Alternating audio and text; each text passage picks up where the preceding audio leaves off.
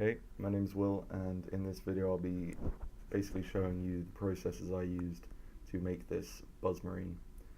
It's pretty rough, it's messy, but I think overall it works with the style and how sort of cartoonish the character looks at the end.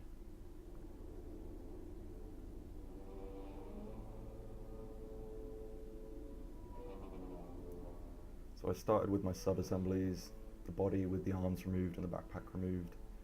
These are all primed white, nothing special pre-shading wise, just pure white.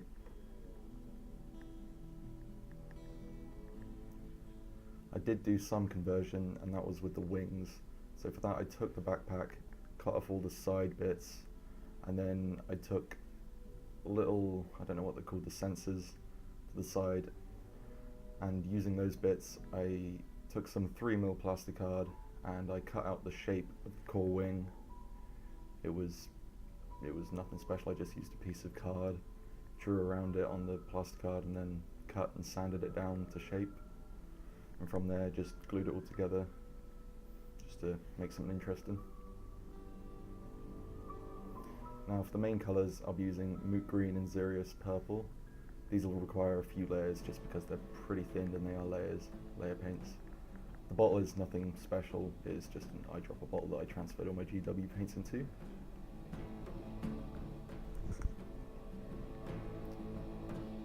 So I start off by basically looking at a reference picture of Buzz Lightyear, looking at my model and seeing where I can apply the colour scheme from Buzz to the model. Basically it comes down to, for the greens, like top of the feet, toes, and like the top of the chest.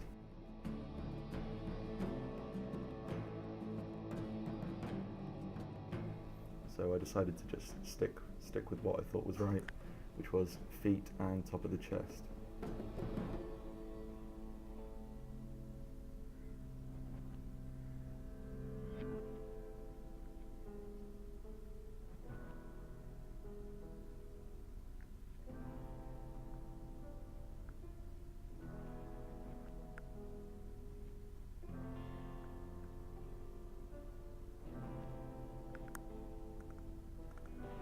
Again, this will require multiple layers of thin paints, just because the colour's a bright one.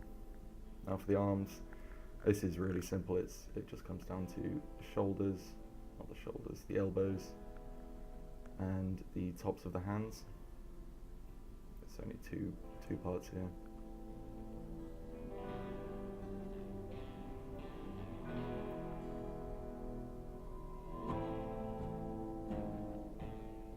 See me comparing the two. Now, the backpack is kind of an awkward one because the shapes and stuff are very different to what the Buzz Lightyear backpack looks like. So I had to sort of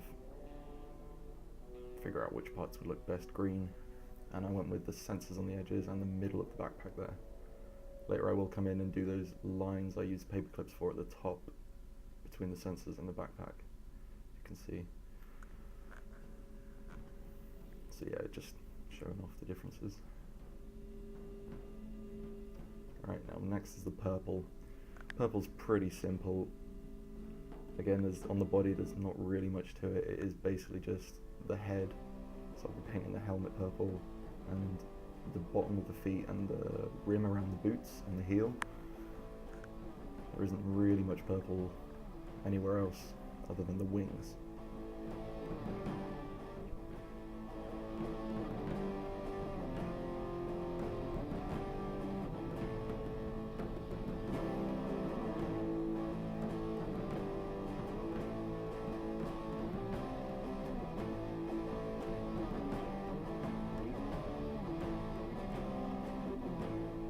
Now for the purple on the hands, it's a bit of a fiddly bit, but it's the first and thirds of the fingers, if you get what I mean. So the ones closest to the knuckles and the ones furthest away. Now the backpack, so what I've done with this backpack is very different to the original Buzz, because with the Buzz I had those green paper clips just before the red and white stripes that allowed me to just paint up to them and get a neat outcome. But for this backpack, it's just one big flat surface. So here I'm figuring out where I want this separation between the purple and the stripes to be. So for this bit, what I did was I took some masking tape. There's nothing special, and I'll be using that to mask off the area. One thing I will say though is you want to stick it down and peel it back up 2 or 3 times just to remove the main stickiness from it, just so it doesn't peel off any paint. It'll still work perfectly fine. And then just sort of measure out what kind of size piece you want, the length of the wing, and then go and cut that piece out. So I've got my little cutout here. I'll be masking off the top part of the wing that I don't want purple. Just make sure you sort of get a neat, you get the line you want, and you want this to be consistent and symmetrical with either side, just so it doesn't look completely off. It can be pretty rough. I did it all by eye. But yeah, once you've got that, you can come in with purple and you can start painting away. Again, this will require multiple layers just because, as you can see, it's very thin. And then once those layers are dry, you come in and you can peel off the tape and you get a nice line. There is a few little bits here and there you can see that will require cleaning up, but I'll leave that till after I've painted the red stripes, just in case the red covers it up. Yeah, a little bit clean up with the green and the white.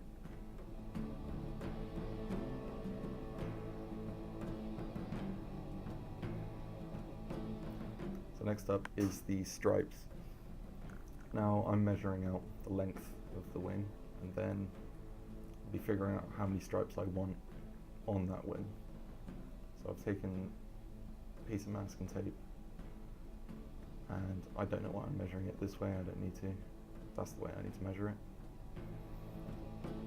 So what I'll do is I'll stick that down and mark up equal length, equal distances between each stripe. Now this, you can make the stripes any size you want. I went with fairly large stripes just to make it easier on me. And I thought little ones would just sort of be too finicky to deal with. And here you can see I've masked off the striped areas, making it equal distance between them. And I've marked off the closest area of purple, just to stop me from running over that. I'm using Mephiston red for the basing of the stripes. And yeah, once you go, just go in, fill up. And now I've peeled off the masking tape, and you can see there's a few white lines in areas that need fixing up. This is nothing difficult. This just means you come in with a brush and fix it up.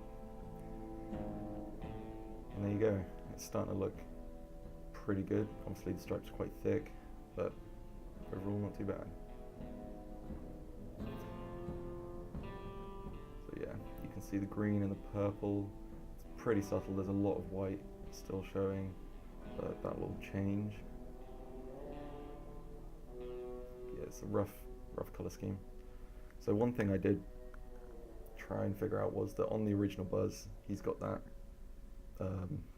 big accent blue piece on his chest, and I wanted to incorporate that into this marine. So the only thing I could really see that would work was this little tube opening. So I thought, well, I might as well just use that as the blue accent piece. And I think the colours I'll be using for this is a wash of Drakenhof Nightshade and then an edge highlight of Caliban Blue. Oh wait, no, that was Calgar Blue.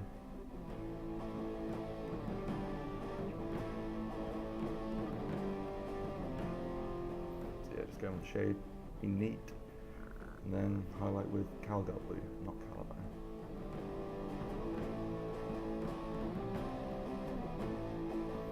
Right, so here I've gone in and I've done all the base coats for the things that are really simple, like metallics. I've done gun, the fleshy parts. So I've used, it's nothing that you don't already know. I used lead belcher for the metallics, bugman's glow for the flesh, shabti bone for the bone, rakarth flesh for any little maggots, dryad bark for the wooden part of the gun, and abaddon back for the base of the gun. Now this is where it starts taking shape. You want to shade with Nuln Oil for the metallics, Agrax Earth Shade for the bone, for any fleshy areas like the tongue and the guts you want to use Reikland Flesh Shade.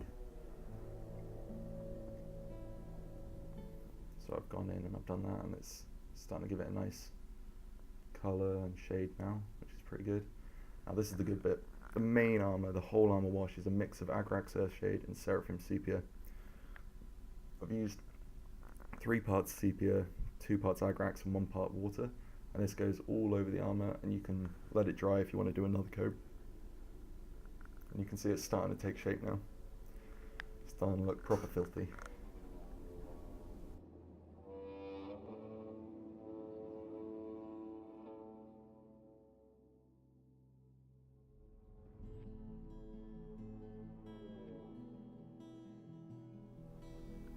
Now for the tentacle, I was asked to do this in a sort of rainbow-esque fashion, so I'll be starting with Moot Green, then Araman Blue, and then Xurius Purple. And because it's quite a small tentacle, I can only really fit these 3 colours in here for the transition. Otherwise I would have started with the yellow. So what I've done here is I've taken my palette, I've mixed, so 100% green, 50-50 green blue, 100% blue, 50-50 blue purple, and then 100% purple. And what I'll do then is I'll mix the 50-50s and then sort of make a mix between each one, so you end up with this kind of effect, which is a nice gradient that you can work from to then paint onto the tentacles. So with this, I started with green at the base of the tentacles, and then the further down I moved on the tentacles, the further across the gradient on the palette I worked. So I start off with green, move to sort of a turquoisey, then to blue, and then all the way up to purple. It's best to do this whilst the paint is still wet, so you can get like a bit of blending on the model. And you don't want to wait till it dries, basically. And yeah, just keep working at it until you get the desired effect.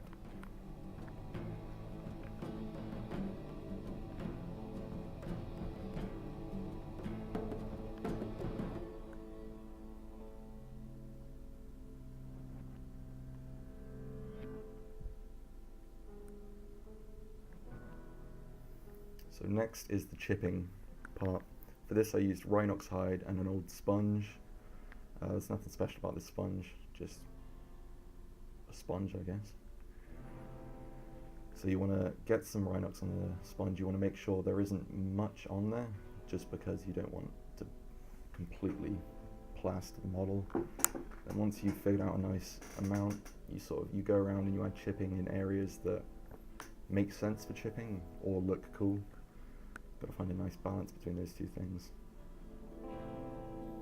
So yeah, just going around the whole model, chipping away.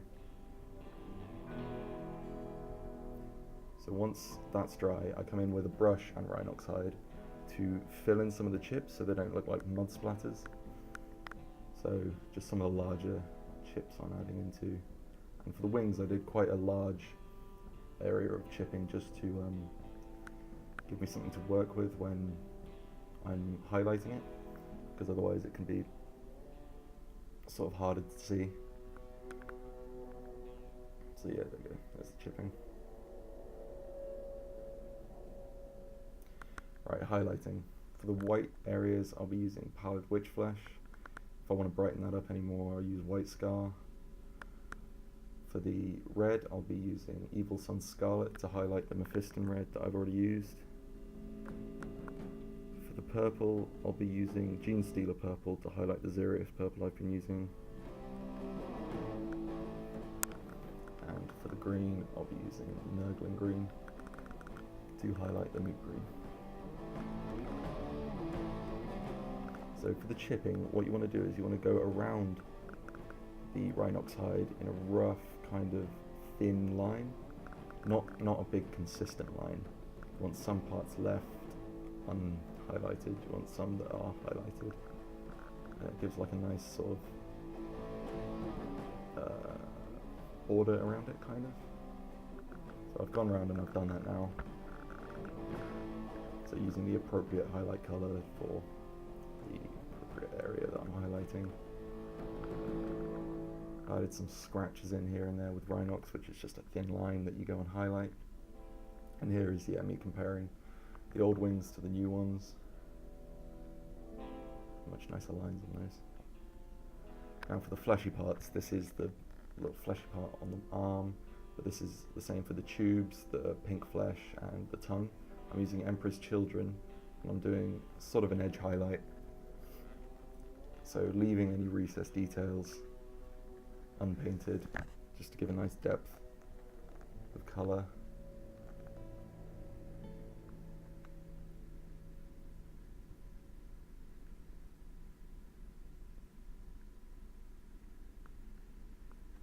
I actually really like using this colour for the flesh details, just because it gives the model an overall sort of theme, because it's quite a cartoony paint scheme. The pink really helps that out and it looks pretty good, in my eyes at least.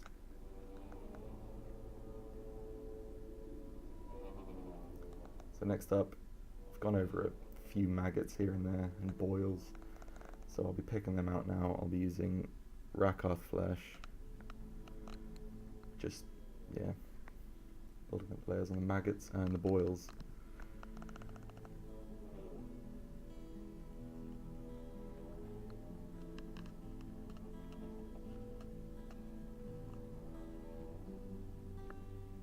Once they've been coated, come in and I'll just shade them with Ryclon Flesh Shade, give them that disgusting fleshy maggot look. Right, now here I've assembled the model. It's starting to take place now. Take shape. Actually starting to quite like it, but there's still a few things left to do. Yeah, it's just comparing the two. Not too shabby. Yeah, so now is the edge highlights on the black part of the gun. For this I'll be doing a first highlight with Eshin Grey and then doing a thin edge highlight with Dawnstone, just to bring it out a bit more.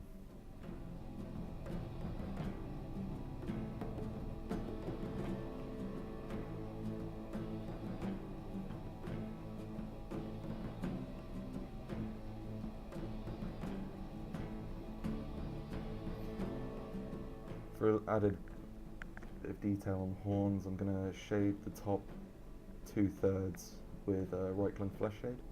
You can keep building this up higher and higher up the horn, but I just wanted one little extra colour at the top area. Any excess clean up just with a brush, just to stop the pooling. Now here is where I enjoy it the most, is weathering. So I'm going to rust out these metal parts with Typhus Corrosion. I'm going to give them a nice layer of that on. So just cut that round. I do hit the barrel of the gun on this just because I thought that would be quite an interesting look, seeing as it's all decayed. So once that's dry, I'll be going in with Mournfang Brown and then finally Riser Rust after that. So for the Mournfang Brown, I'll be using sort of a heavy dry brush and stipple, just to get different areas looking different colours. And once that's done, I'll come in with the Riser Rust and give a dry brush of that and just add that oxidized metal look to it. Nice orange.